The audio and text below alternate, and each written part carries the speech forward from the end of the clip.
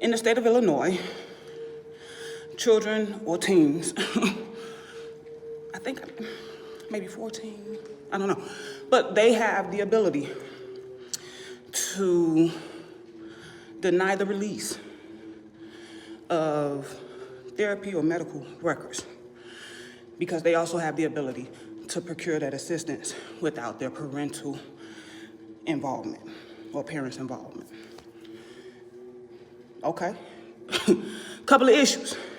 My daughter was in private therapy. I was paying for private therapy. By the time I was arrested, she had been in therapy for almost half a year at that point. If there was any concerns, her therapist would have called DCFS a long time ago.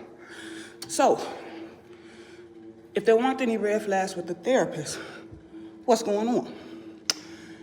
I would like to propose legislation that will allow parents to have those records subpoenaed without their child's consent, if and only if they are being accused of heinous acts of abuse, of any act of abuse.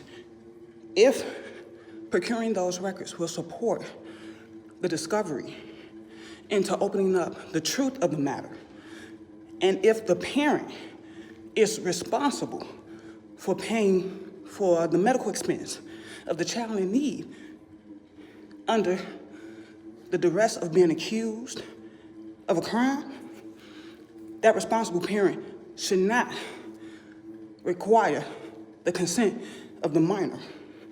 And by law, those records should be available for discovery in an open case.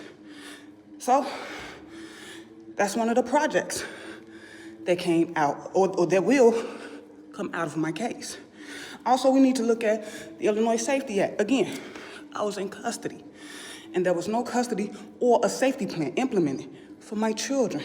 And I was in custody for 4 days. And you know, county jails, anything can happen.